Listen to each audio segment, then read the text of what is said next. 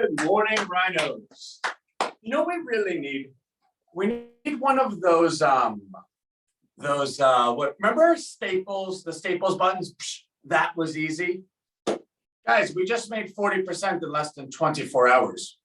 And what's really cool about that is, so like from my position, again, if anybody was 100% in the stock market, they wouldn't be on camera per se. Like maybe I would still be, because I like helping others, and not because, so I gotta like kind of change that, right?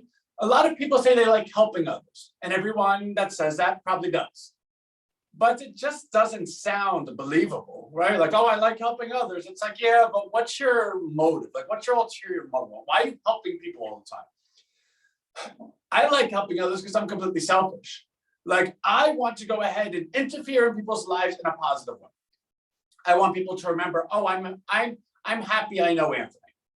Like, whether it's nature or nurture, the way I grew up in a household where, like, long story short, I like being important to people. So I will go to the extra 100 miles just to feel important to someone. Now, you can take that like psychological defect and then do a whole bunch of things, right?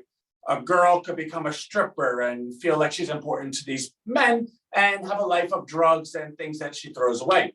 Or somebody can go ahead and start doing drugs all the time to trick themselves into believing they're important, or try to numb the feeling. Or you can go a route that I did, which was, I'm just gonna work harder than anyone else, because I know if I at least do that, and I constantly every day try to get better, aim to get better, and take no prisoners, no sacrifice, I just keep going, then that by definition is important. How many people do you know in your life that no matter what, they are completely self-motivated to get better every single second, and if they do something wrong or make a mistake, they embrace it, they absorb it, and they learn from it, they become better the next day? I think that person's important. So that's what I've done. I'm completely psychotic in the sense that I work every second and try to be better every second, because it allows me opportunities like this, right? So welcome everyone to the show. And I don't know, so it's funny. So what I started by saying was, this industry is not 100%, right? For me to go ahead and have a live 5-day boot camp and actually advertise that I'm going to make 40% in front of everyone, and then actually move money to my own personal account, and actually record myself going through the what am I buying, why am I buying, where am I buying, and actually perform the transaction live, and then actually go ahead and put the sell stop order in. And now today, before we came on live today, my stock sold. Not that you need to know all of the facts, but I'm going to share it because A, we're human, we all do these things. But B, there's a certain beautiful nature about how you could be in the bathroom and your watch could vibrate and say, oh, by the way, you made 40% on your money. That you could be in the bathroom making money. And I think that's pretty cool, right? So we bought Netflix yesterday. We did not look at the stock market again during the day. We did not look at the stock market again during the night. The next morning, which was this morning, we looked at the futures. And by we, I'm talking about what I did with my wife, right? And then on my way to work, she's texting me, hey, the futures are up. And I'm like, oh, this is super cool. Then I get into work, I do my stuff, and then I get a text while I'm in the bathroom from E-Trade saying your stock has been sold, right? All of that's really, really cool. So I made 40% of my money in less than 24 hours doing what? What did I do? Did I go dig a hole somewhere? Did I go ahead and build a building somewhere? No, I simply allowed myself to be smart. I allowed my money to work for me. So let's go ahead and take a look. Let's go ahead and do the autopsy of what we did, right? So I see that we have a really lively group in here, which is totally fun. And actually a lot of the names I know, I know the names in every group, but a lot of these names are from Rhino Premier when it started. In fact, there are people in here that I know have made thousands of dollars, tens of thousands of dollars over the last year. All right, so let's do a share screen, because I have no idea what the market is right now. And again, I always say that, but I really have no clue. Okay, so let's start here, right? All right, so first of all, before we get into where the market is, let's start with where the market was. So yesterday it was what, down like 500 or something? And we'll get into oh my God, there's so much to get into. Where do I start? Okay, so let's start with yesterday, right? Like Netflix, we're not looking at you right now. Go away. All right. So yesterday, oh no, we looked at the QQQs, right? And then we compared it with the VXN volatility, right? Okay. All right. So what we did yesterday was we took a look at the QQQs, which is the NASDAQ ETF, and we said the NASDAQ has been leading the market lower, so they're ground zero. If the NASDAQ recovers, the market will recover with it because the NASDAQ's leading. The NASDAQ's the dog, the market's the tail. And how do we know that? Because the NASDAQ's down 4% since December, and the market itself is up 1%. Therefore, if you take the NASDAQ out of it, the market's really up 2, 3, 4%, right? Therefore, it's the NASDAQ that's pulling it down. So therefore, if the NASDAQ pulled back up, it would pull everything up with it. So it stands to reason, let's look at the NASDAQ. That's ground zero. Let's go in there. And more so than that, what it allowed us to do is when we were doing our algorithm and picking out the stocks that are showing the highest level of exhaustion and the Rhino algorithm, which I've introduced to everyone, and by now we know works really, really well. They were NASDAQ stocks because, again, the NASDAQ index was doing the worst, right? Now, did we come into this with any kind of preconceived notion? When we got together Monday, did I say to you, I'm going to buy Apple, I'm going to make money? I had no clue what I was buying. In fact, if you watched the video yesterday, I didn't even know what option I was buying. I was like, should I? I wanted to take a high level of risk, right? Like I wanted to buy the weekly options of this week.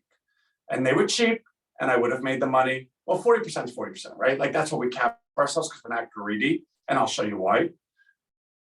But we could have made it far easier because the duration would have been lesser. But we said, you know what? Let's not be that risky. Let's go 2 weeks out, right? 3 weeks out. I think we went 3 weeks out. I think we did February 4th, right? And so it's actually 2 weeks. Okay. So instead of this week, we wanted to do 2 weeks more, right? Whatever the math comes out to. God, I can't even do that math. All right. So what we said was, let's look at the NASDAQ. And we saw that when price was up and volume was down and volatility and blah, blah, blah. Okay.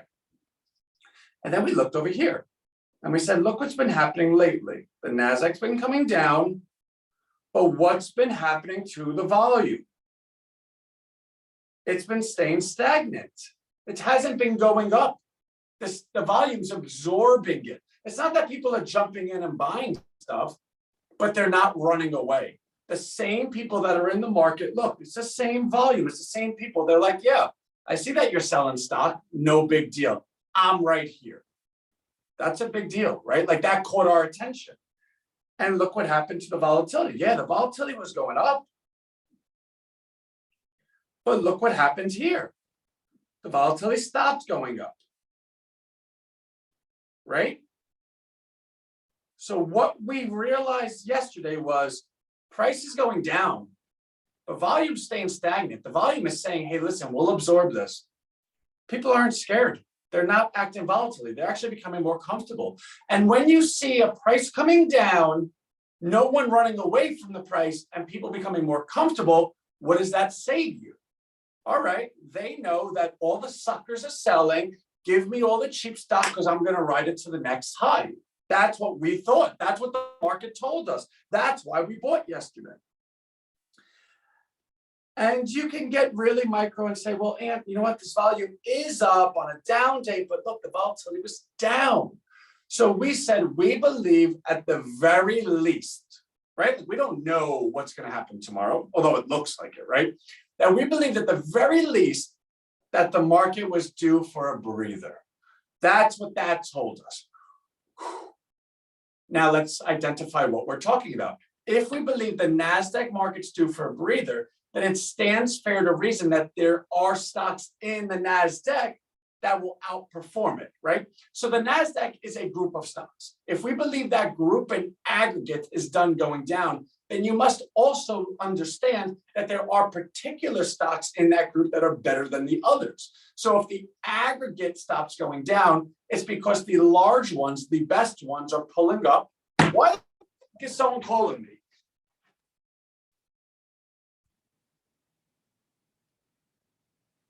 Sorry. I'm just gonna not let anyone ever call me. I'm going to shut the notifications off my phone. In fact, I really believe that I'm going to shut my phone off, that you're only allowed to text me. Anyway, getting back to what we were talking about. So my wife is on, and when we first started dating, she would call me because she missed me. And I loved it, right? Like, we got married, duh. But every time she'd call, I'd be like, babe, can you just not call me, please? Like, just text me, like, I love you, I can't wait to get home, I can't wait to see you, like, we're super duper, but like when I'm at work, like, please.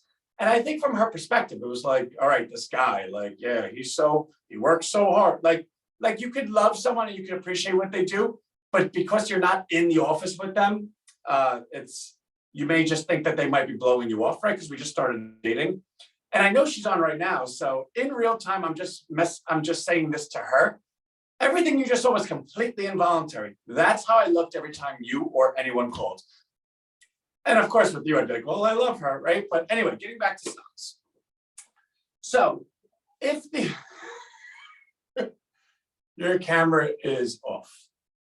Oh, okay. Well, let's see. All right. So I think I need to do, well, yeah, because when someone calls me, everything.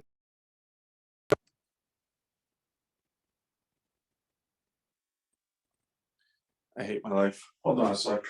I have to send over. I hate my fucking life so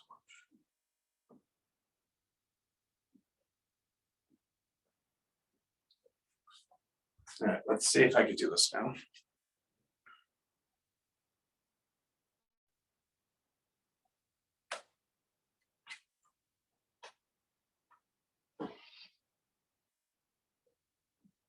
All right, we're almost there. We're almost there. All right. I think we got this, right? All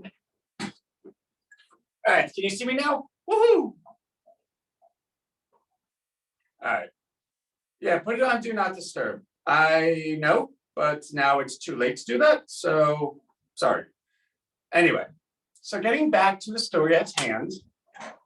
So if we believe the aggregate has stopped going down and the aggregate is over 100 stocks, it's like anything else. An average means the average. It means that there's some better, there's some less, and when you average them out, you get to the middle, you get to the aggregate.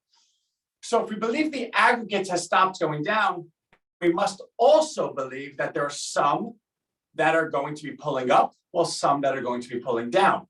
Unless you believe every company is exactly the same, which it's not, then you have to believe some are better than others.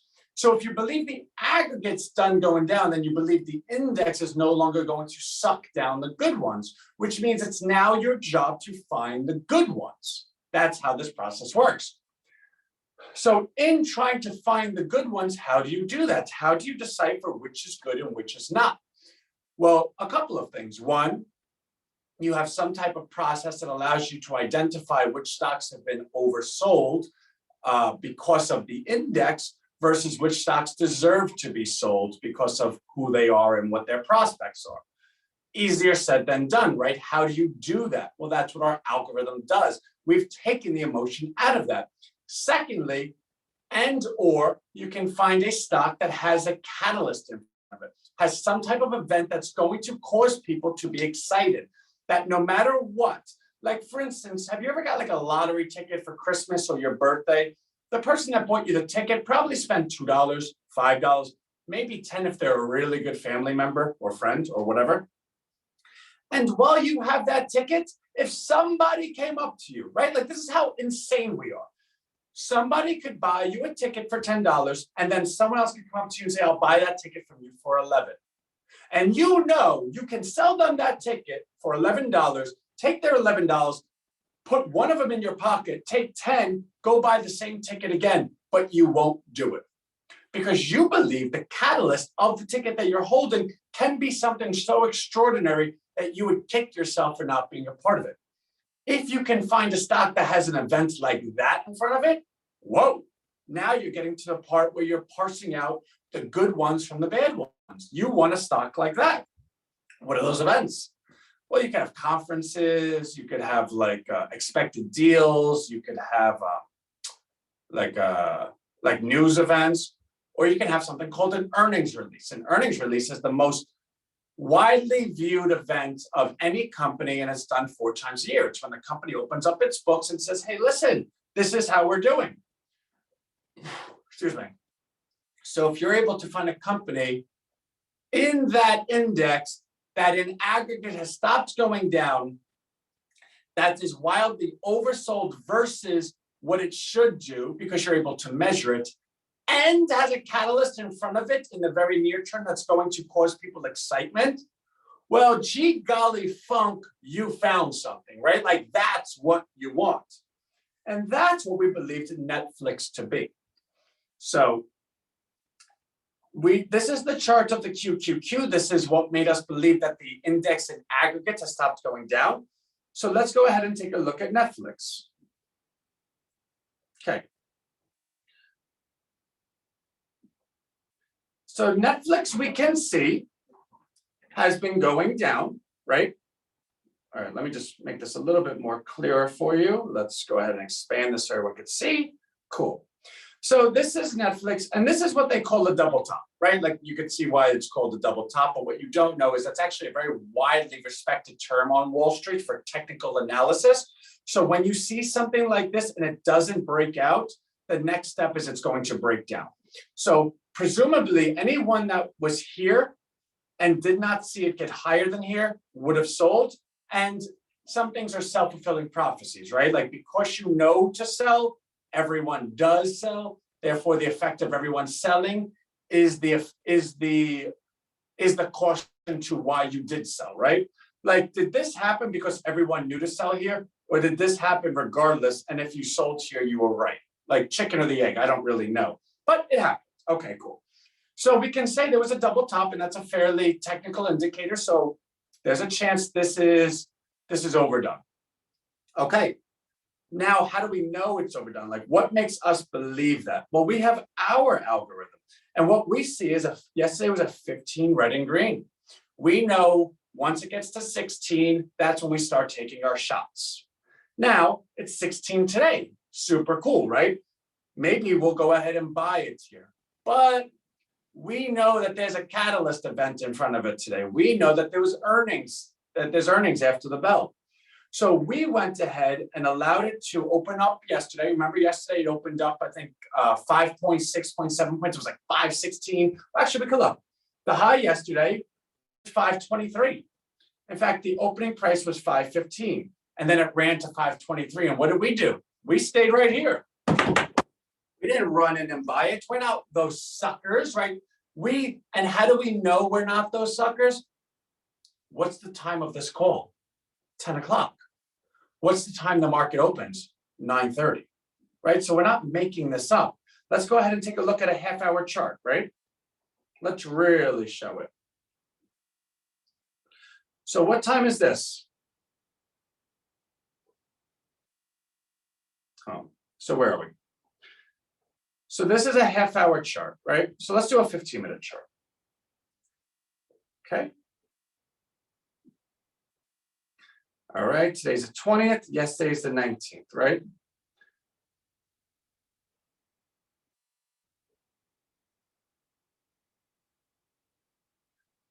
Oh, where am I? Oh, here I am, right? Can you, for the life of me? Okay, so this line right here, as we can see, if you look at the bottom, right over here, you'll see it says January 18th, 15:45. That's the closing time of the market, right? And I think this is in Central Time, so just bear with me. No, that's in Eastern Time because it closes at 1600, which is 4 p.m. Okay, which means this block right here is the first 15 minutes yesterday. See, 930. What was the price did it get to? 518. That's pretty cool, right? Now, this is the second 15 minutes. What price did it get to? 515. So from 518 to 515. Where did we buy? So we did our talk and we hung out a little bit, right? All the fun stuff. And then do you remember where we bought? Because it's listed. We bought a 1054. Where's 1054? Right over here. The point is, we don't believe that we're so smart. We don't believe that we know everything, but we know enough to know behavioral science. We know that this first half hour, this first hour is rookie hour. We know this is when everyone's jumping in and they don't know what the hell they're doing. They're just like shooting all over the place trying to see what happens. We don't like those people. We like taking advantage of those people. We think those people are suckers. So this is where we purchased, right? Now to that point, so we allowed it to come into us. We allowed we allowed the market to have its exuberance and then come to where we're supposed to be. And how do we know where we're supposed to be? Because once it came here, then it built from there. Now let's take a look at Netflix this morning. Look at Netflix this morning. It got to 526. That's the first 15 minutes. What happened the next 15 minutes? Boom, 517. Where's it now? 517. Now, why is this important? Because we put a sell order in. Our sell order was automatic.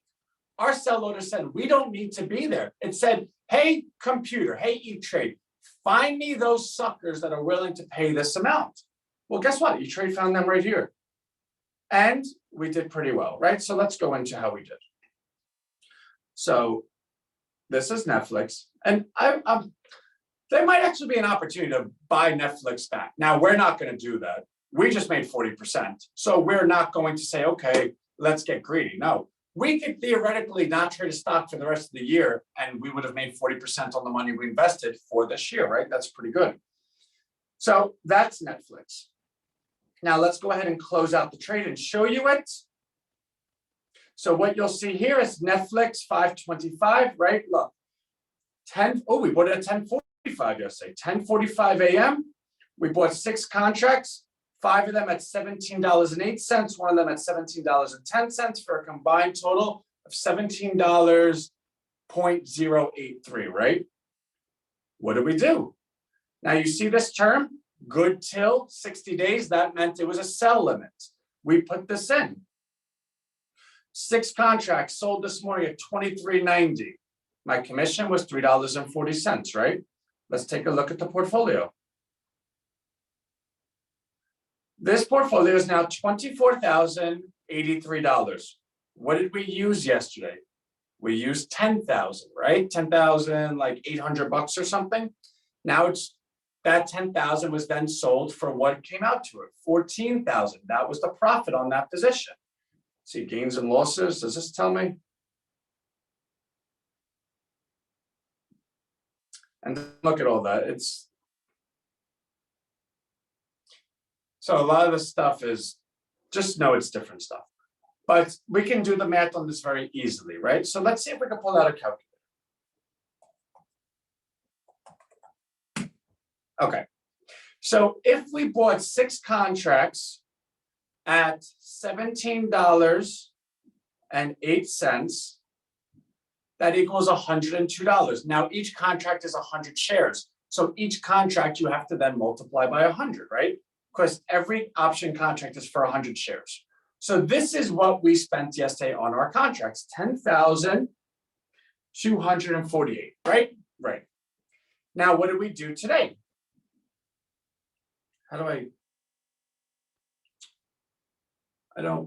Okay, so what did we do today? Those same 6 contracts we sold at 23.9.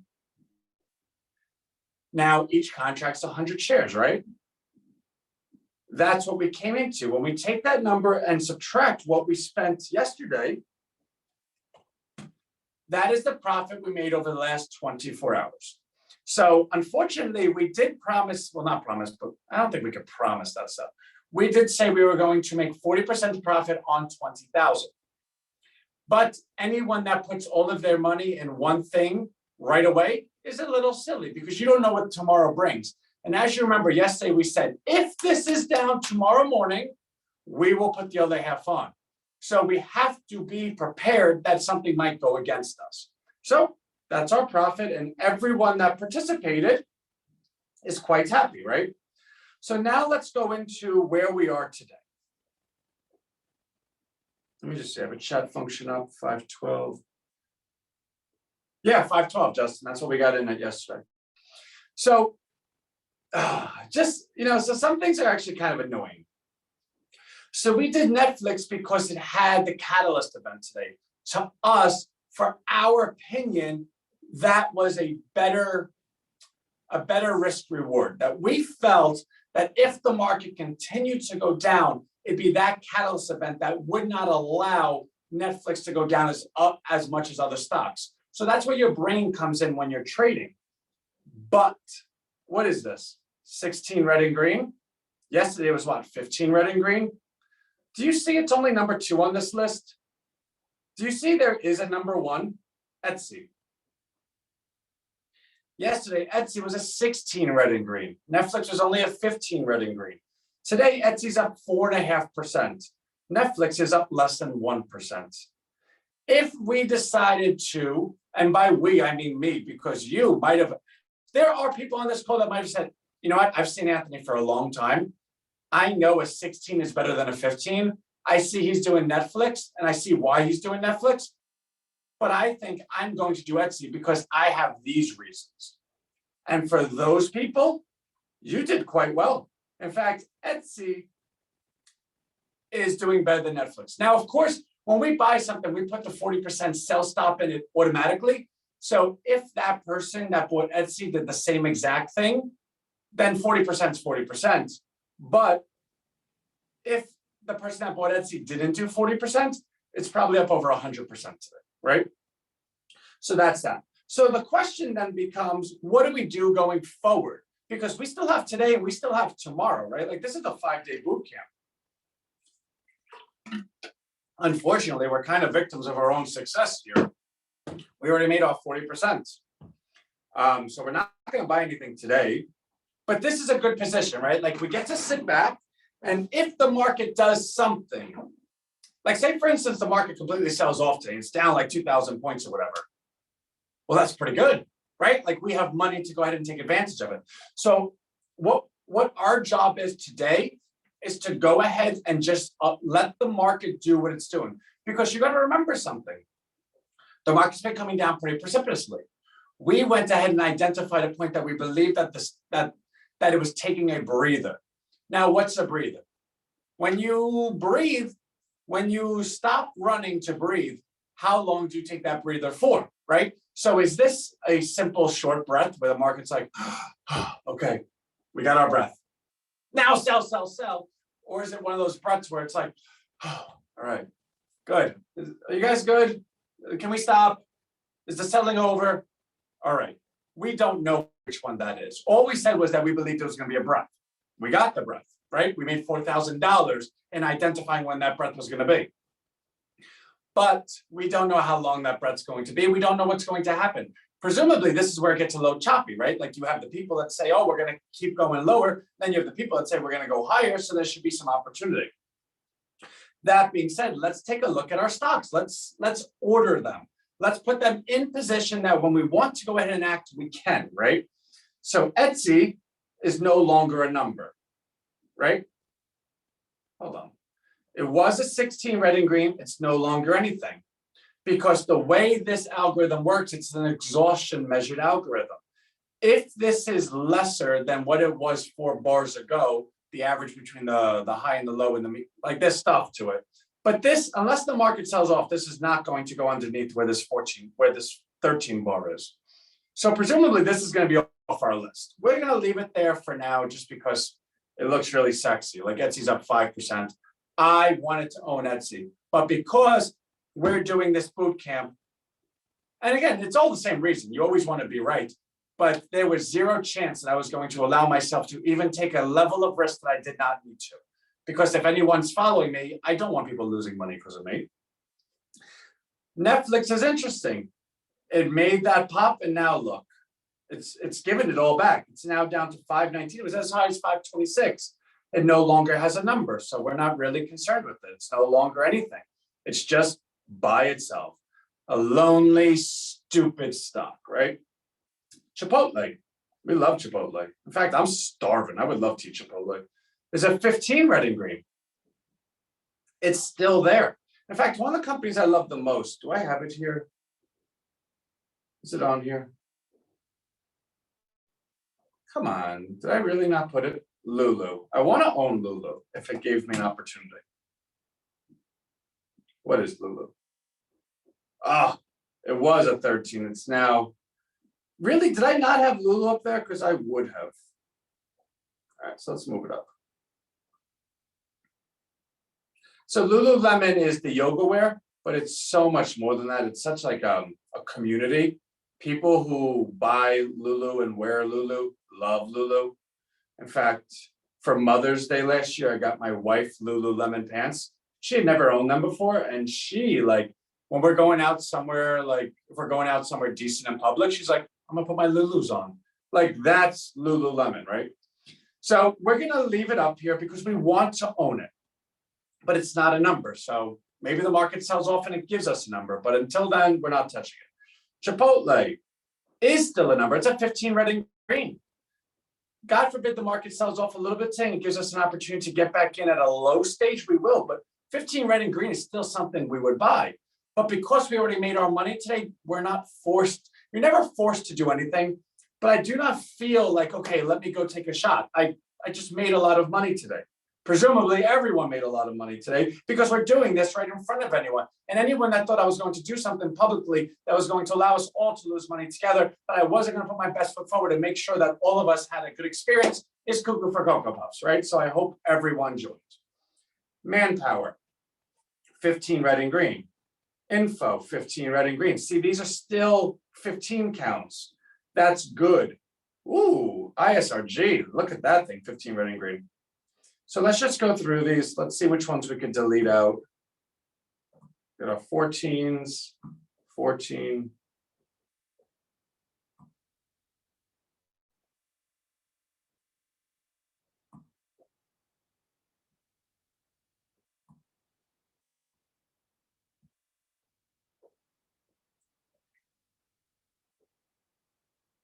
This one will move up because it lost its number.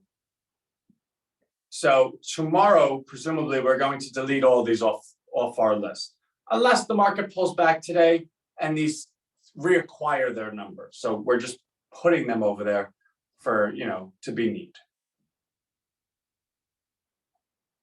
This was a 12 to begin with, so we don't even want it. We have 13, so why do we want a 12? So if anything down here lost their number, we're just gonna get rid of it.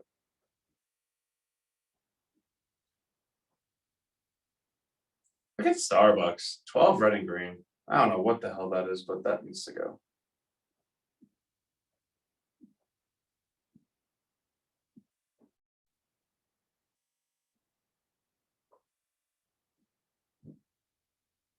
And the goal is you want to really delete this list. Like you want to go ahead and filter down to the best ones. Let's go to McDonald's. Well, that's not a number anymore. Is it? Why is that not giving me a number? Okay, so this is presumably a 9.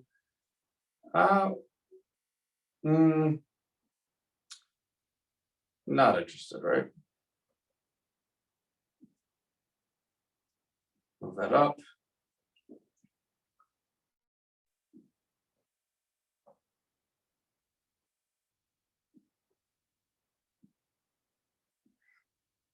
Come on, give me some stuff to delete. Okay, this is spiders, QQQs, time. So let's take a look, right? Let's just see where we are. So this is the market as a whole. We could get rid of the VXN because that's the volatility for the NASDAQ. Let's look at the volatility for the actual market. And again, there are different volatilities for different indexes. Where are we right now? Okay. So unfortunately, you can't measure today's volume because, hey, Michael, you can't measure today's volume because the volume is not done. But what you can see very clearly is the volume the last 2 days stopped going down. And what you can see is the market still went down as the volume stopped going down and as the volatility, yeah, it went up, but was it up a lot? So now the volatility is coming in, the price is going up, but we need to know what this volume is. So actually what's really, really cool is what we're going to do is we're going to just leave the market alone today because there's a couple of things that we need to know. Netflix earnings are tonight. If Netflix earnings are good and the stock still goes down, that tells you the selling's not done. That tells you there are people that want to sell. There's big money still looking to sell. Because you remember something. If you have big money, let's get rid of these charts. I want to see you guys. Okay. So,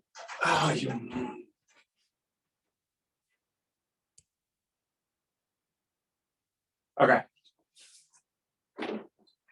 When there's big money that wants to buy a position or sell a position, it's not as easy as someone like you and me that don't have that much money to do so, right? Like for instance, if I want to go ahead and step in and buy Microsoft, right? Like I want to buy Microsoft. How much Microsoft can I really buy? How can we follow you on TradingView? Unfortunately, you can't. So there's nothing, is there a way that I could share no. So unfortunately you can't because the algorithm that we have in TradingView is proprietary. Like that's our asset. We do not, and it's not that we want to be greedy with it. It's that if that gets out and is disseminated, it stops working. If everybody's doing the same thing, it can't work, right? So I'm able to measure what other people are doing because I'm doing something differently. But if I go ahead and measure what other people are doing, and then you measure what other people are doing, and then someone else does it, and it just spreads, and then like a big hedge fund gets it and they start doing it, it won't work anymore. So what we do is every morning we email to you, these are the, Apple 13 red and green, right? And we update that every morning. On top of that, we go ahead and share with you what we are buying and selling, and we share with you our commentary. So what we have, I then filter it in terms of my brain, right? And then I share with you what it is I'm doing. So presumably, I know how to work my machine better than you would per se, but I'm still giving you all the information. So I'm doing all the work and then giving you the data for you to make your own decision while also giving you what I'm doing with the data. So I think that's good. Awesome. Yeah, and my pleasure. All right, so that's that. But okay, let me get back to it. So if I want to buy Microsoft stock, how much can I actually buy, right? Like say I have $1,000. Well, clearly I have $24,000. So say I'm taking $24,000, I'm going to buy $24,000 worth of Microsoft stock. By me doing that, do I move Microsoft? Like, does somebody say, oh my God, there's a big whale coming. Someone's buying 24,000 of Microsoft stock. Does anyone have that stock to sell? 24,000 is nothing, which is why you see so many scams with crypto coins and everything else, why they're pump and dumps, because the markets are so small. When some jerk goes ahead and creates a coin and then shows you that it's going up because people are buying it, well, it's because there's only 5 people in it. It's like, it gets me so frustrated because there was a person that I'm thinking of right now that if they got hit by a bus, anyway, you know the rest of the story. Anyway, but the point of the story is, I can't go ahead, I won't move Microsoft by buying the stock. But if I was a huge hedge fund or a big pension fund or a collection of very large funds, and we all were looking to delever our tech position, we were looking to offset and we were looking to rotate our money from tech to value, from growth to value, right? From stocks that are sensitive to interest rates to stocks that are not sensitive to interest rates because we believe interest rates are going up. And not that you needed to understand anything I said, but that's the way Wall Street speaks. Well, I couldn't just go ahead and say, okay, you know what? I'm looking to sell 10 million Microsoft. No, that would move the market. The price of Microsoft would go down because you sold that much because there's not that many people there to buy it. Therefore, when you have large positions, you need to sell it not when you want, but when you can, because you need to make sure that the buyers are there. You need to make sure the suckers are there, right? Like for instance, if you were trying to scam someone and there was only 3 people, you can't really get that much money, right? Well, there's only 3 people here. But if you're trying to scam like a bazillion people, well, now there's a whole bunch of money to get because you have a lot of people to sell that scam to.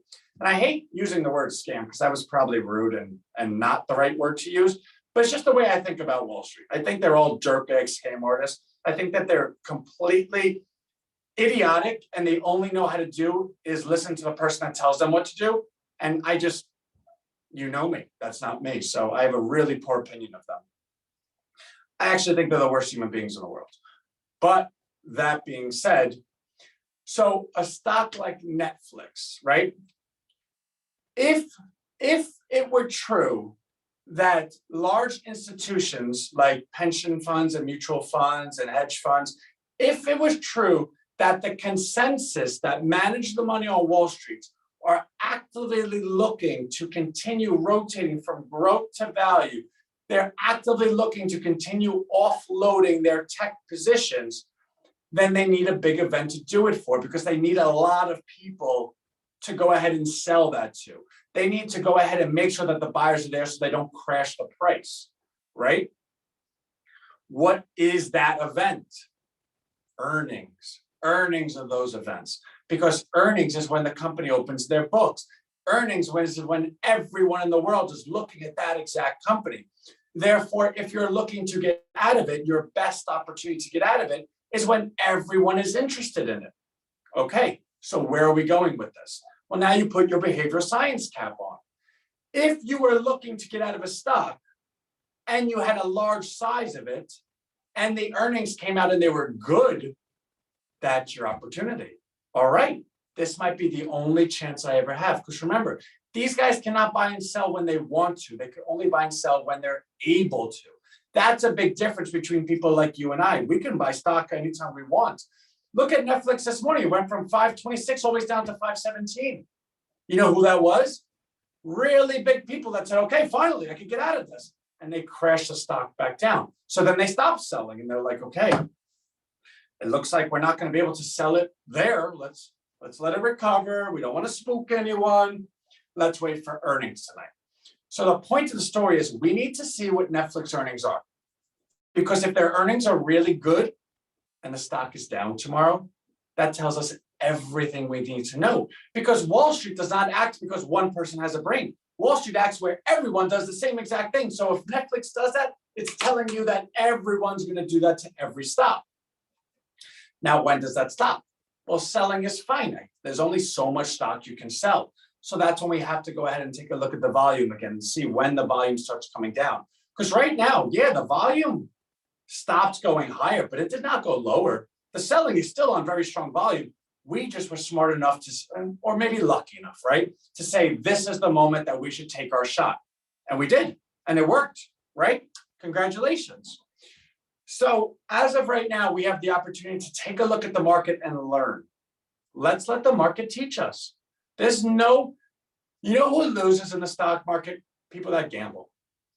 Where you could make money and say, oh my God, I made money. I need to make more. No, go get a cigar, go get a coffee, go call your girlfriend, go get a little afternoon nookie. You did good. Have fun. Go get yourself some sushi. In fact, have sushi while you're smoking a cigar and get a nookie, right? Like, have fun. You did good. Step away. Let's see what happens the rest of the day. So what are we looking for? If the market continues to spike up, we want to see it on stronger volume. If the volume is lower on a market spiking higher, that means we cannot believe that spike. If the market all of a sudden reverses and goes lower on lower volume, then we can't believe that either. We would actually, if the market went lower on lower volume, we would be buying tomorrow. We would say, all right, finally, all the suckers are out. If the market stays just kind of doing its thing, and then tonight, Netflix reports good numbers and Netflix gets crushed, then we know the market's going to continue to go lower. If Netflix reports good numbers and Netflix goes up after being up today, and the volume goes up too, with a market that goes up, that's your all clear signal. Take all your money, throw it in there, start chasing. Now that might have sounded really irresponsible, But not only am I going to bring you to the party, I'm a great date. I'm going to bring you home. I'm going to bring you to dinner, going to pay for dinner, bring you to drinks, leave a good tip, and then I'm going to be your evening nookie, right? Like we're going to go there together and come home together and both be smiling. And then maybe we get married, right? And I'm already married, so whatever. But that's what we're doing here. So it's 10:45. I'm not going to go to 11 just to go to 11. I think we had a really good day.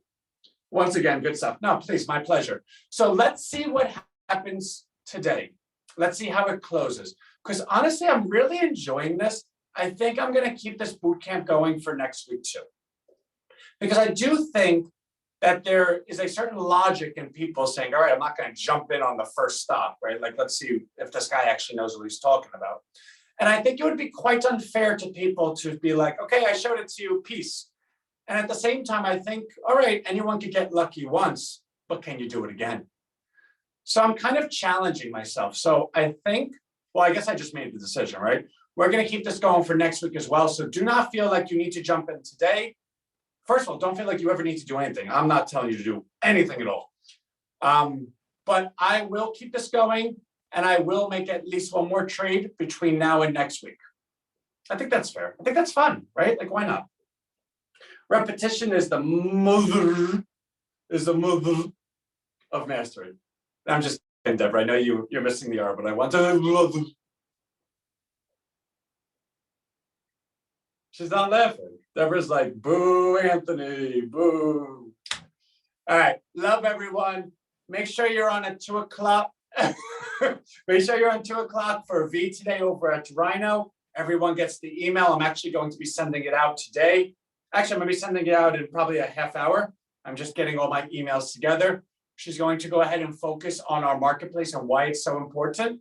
And honestly, so here's the thing, right? I don't know if this makes sense to you, but work with me here. If I'm able to identify the variables that allow me to step into someone else's market and make money, then is it reasonable to then believe that I innately know the variables that if I created my own market, I can do it quite well.